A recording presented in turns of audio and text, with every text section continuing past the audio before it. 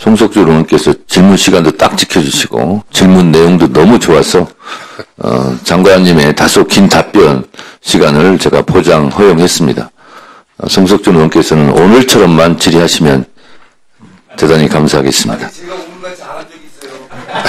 법사위 열린 이래 오늘 처음으로 모범적으로 하셨어요.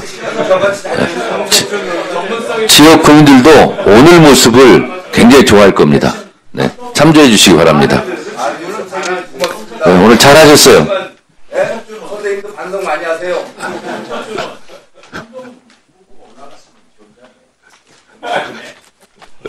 네, 다음 질의하실 분, 네, 김기표 의원님. 네. 지난 4월 11일 날 신안산선 붕괴 사고가 있었는데요. 네. 작업자 1명 사망하고 아파트 642세대에 거주하는 약 2,300여 명이 긴급 대피하고 이런 심각한 피해가 발생했었죠. 네, 그렇습니다. 예. 저는 그 피해도 피해지만 그때 당시에 있었던 일을 조금 확인하고 싶어요. 사고 당일인 4월 11일 날 새벽 6시 50분에 고용노동부에서 사업주한테 작업중지 공고를 유선으로 내렸습니다.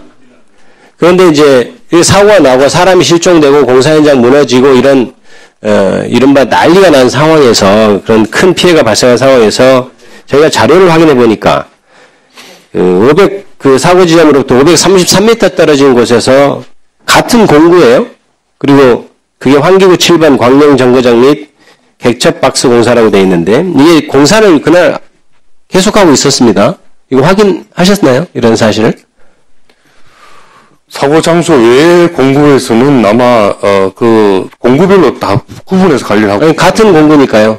사고가 나면 예. 같은 공구에서 지금 지하에 지금 무너지는 사고가 발생하면 사실 저렇게 500m 가까운 곳에서도 작업을 중지하고 내용을 확인하는 절차를 했었어야 될 것으로 보이는데 제가 그럼 다시 한번 확인해 보겠습니다. 확인 한번 해보십시오. 예. 그게 예.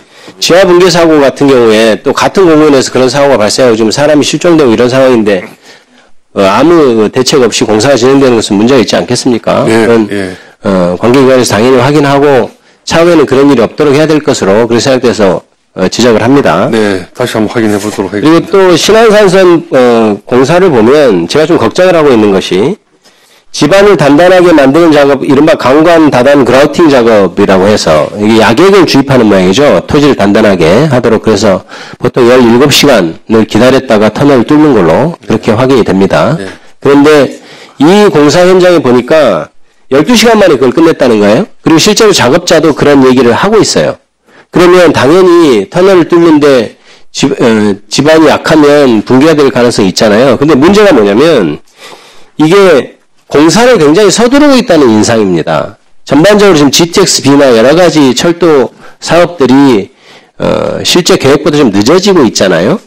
근데 늦어지고 있어서 그걸 좀 빨리 끝내기 위해서 서두르면서 이런 문제가 좀 발생하는 게 아닌가. 그러니까 실제 늦어지면 그 어떤 페널티 같은 게 있고 금융적으로도 문제가 되겠죠. 그런 것 때문에 지금 전체 현장에서 굉장히 부실하게 공사가 이루어지고 있는 것 아닌가 걱정입니다. 저희들도 저희 지역구에 GTX-B가 지나가기 때문에 그런 걱정이 듭니다. 그 주변으로 피해가 발생할 가능성이 있어 보이는데 이런 부분들을 정부에서 잘 관리하십시오. 실제로 그래서 그걸 정확히 지키고 있는지. 네.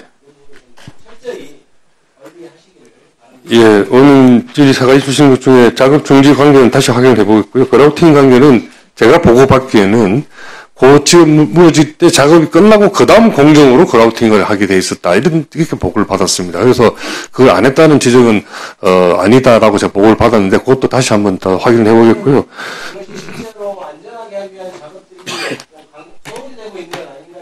네, 알겠습니다. 예, 공기 문제 등등 해서 의원님 지적 잘 다시 한번 살펴보도록 하겠습니다. 네, 김기표 의원님 좋은 질문 해주셨습니다. 네, 광명